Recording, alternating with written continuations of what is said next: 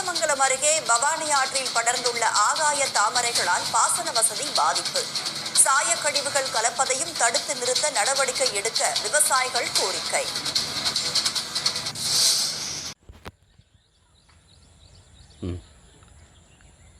இப்போ நாம் நின்றுட்டு இருக்கிற பகுதி பார்த்தீங்கன்னா பவானி சாகர்லேருந்து பவானி நதி பாயக்கூடிய சத்தியமங்கலம் பகுதி.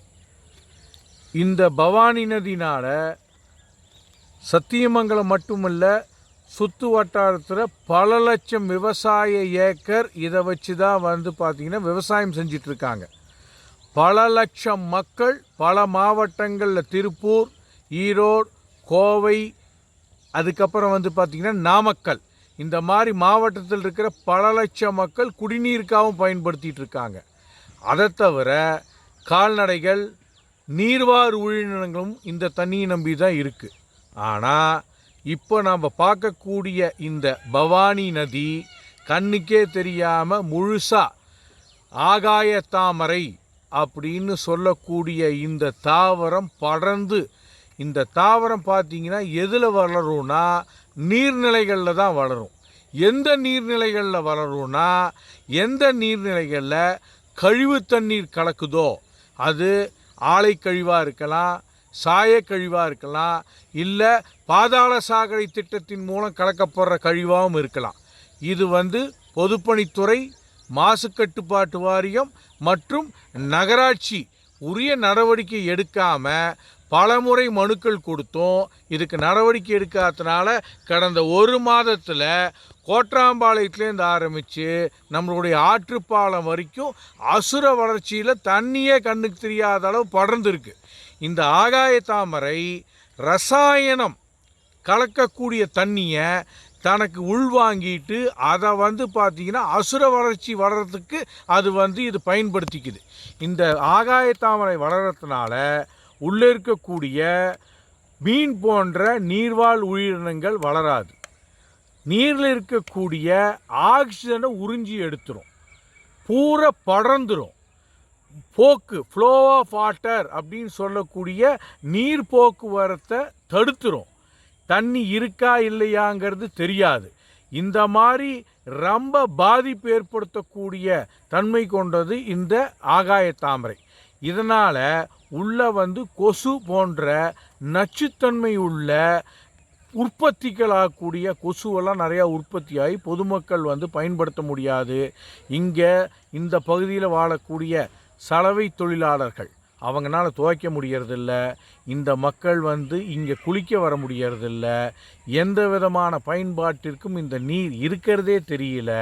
நகராட்சி நிர்வாகம் மற்றும் மாவட்ட நிர்வாகம் மற்றும் பொதுப்பணித்துறை மற்றும் மாசு கட்டுப்பாட்டு வாரியத்தில் நாங்கள் பொதுமக்கள் சார்பாகவும், பவானி நதி பாதுகாப்பு அமைப்பு சார்பாகவும், மக்கள் நல கூட்டமைப்பு சார்பாகவும், அனைத்து கட்சிகள் சார்பாகவும், அனைத்து அமைப்புகள் சார்பாகவும் பல முறை முறையிட்டு மனுக்கள் கொடுத்துருக்கோம். ஆனால் ஒன்றும் நடவடிக்கை எடுத்த மாதிரி தெரியல. இதே நிலை தொடர்ந்தால் கஷ்டம். விவசாயம், பொதுமக்கள், குடிநீர், கால்நடை மற்றும் நீரில் வாழக்கூடிய உயிரினங்கள் அனைத்திற்கும் மிகப்பெரிய பாதிப்பு இப்போதே ஏற்பட்டிருக்கு.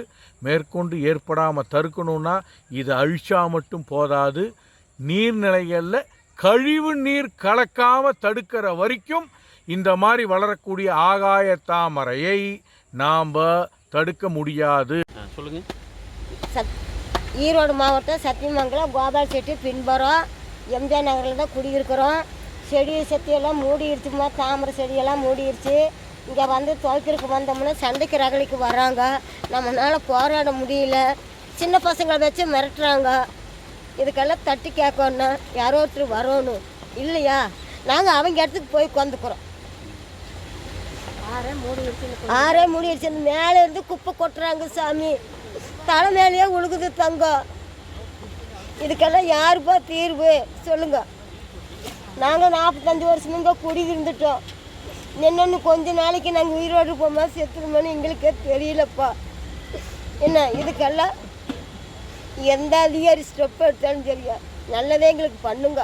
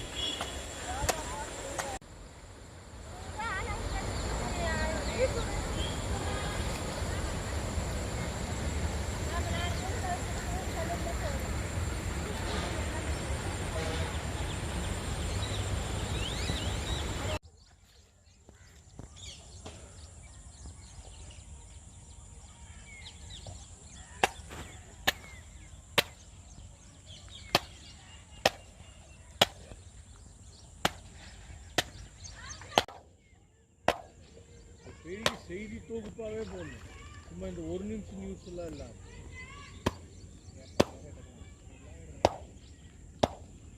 எவ்வளோ விஷயங்கள் இருக்குங்க, இப்படி மூடிடுச்சா இது வந்து பார்த்தீங்கன்னா அழிக்க முடியாது.